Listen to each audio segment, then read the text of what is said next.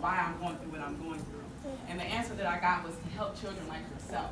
I didn't know I would be helping the inner child of adults at that time, but it was okay. I'm okay. So then at 13, I had my little 15-year-old plan, or 15-year plan to go and become a psychologist so I can help children and families. Okay. So then we get up to grad or undergrad, and I'm like, you know what? Am I going to become a psychologist for purpose or for a title? And at that point, I decided it was more about purpose than anything. So I took a different route.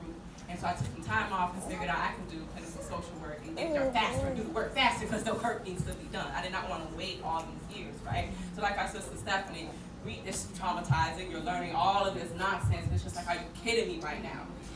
What in the world? How have people been so evil and so meticulous and malicious in harming other people? Why? It made me cry. It made me angry. And so in graduate school, I was searching and trying to figure out what to do with this. And I literally was asking God, Allah, I'll call him Allah. I'm like, what? Please tell me how to help my people. Because this time, we're having everyone being slaughtered in the streets with absolutely no justice. And I'm just like, what do I do? This is heartbreaking. And I'm in social work school at the time, we're learning about these policies and these procedures and these laws that have meticulously put the positions that we're in, right? So it's very frustrating. I say all that to say, I then find myself fast forwarding and found the Moorish Science Temple of America, or Islamism. And in that process of finding the Moorish Science Temple of America and Islamism, I found myself again, and I found hope. I was revived, and I was able to make sense of the suffering that is going on in this world, and more importantly, understand what my purpose was, more of how to continue on in my purpose of what God told me to do when I was 13, 14 years old. And so what has called me to Islamism is the fact that our number one instruction is to know thyself in our life, right? Knowing ourselves, that we are, many of our brothers and sisters said earlier today, we have all the answers inside of us, right? And understanding that we each have a unique purpose, a unique, beautiful spirit. I want to say Islam. So if I say Islam, y'all just mean peace. Islam.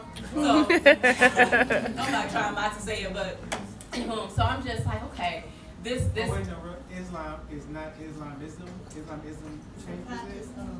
Yes, so Islamism. So our divine creed is Islam, which is peace. It means peace. It doesn't mean terrorism and all these negative things that we've learned, right? And then Islam just as the act of study and practice of it, right? And so in that process, what called me and what spoke to my heart was the universality of Islamism, the fact that it is inclusive and we are able to see all the different walks of life, and we're able to pull all of these things together: astrology, Buddhism, all of the prophets, like just being able to understand how all of these things are interconnected and all of these things are purposeful, including our suffering of being here amongst each other tonight. I'm just so lit and so grateful to Ari and whomever else assisted you in bringing this all together. I give honor to all of you. I'm just so grateful to be here this evening because this is a beautiful, we are beginning to heal. Someone said earlier today, we heal ourselves, we begin to heal the world, right? And so I'm just encouraging you all to continue on your journeys wherever you find yourself, right? Because we all have a very unique path. And it's such a beautiful opportunity for us to be here with our hearts open to learn more about who we are and what we need to do individually to basically accomplish whatever it is that our greater being has told us to accomplish, right? We may know, we may not know, we may have been afraid to do it, whatever we may find ourselves experiencing. I'm here to encourage you all to continue on your path and to know that everything that you are experiencing is purposeful. It is working for your greater good. I know we've all heard that coming up, right?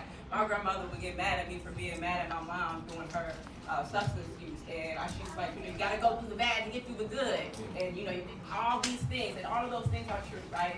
We heard earlier how we learned about it from our grandmas and the women in our families and our lineages. Right? But I say all that to say that Islamism is a practice of love, it's a practice of peace. Our principles are love, truth, peace, freedom, and justice. It is intended for us to learn ourselves and know ourselves, right? And that piece right there just completely just changed my world all the way around.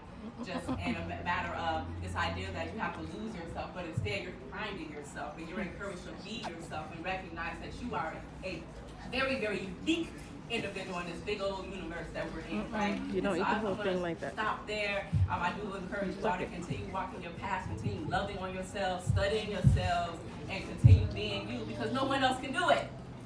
All right. Yes, Islam.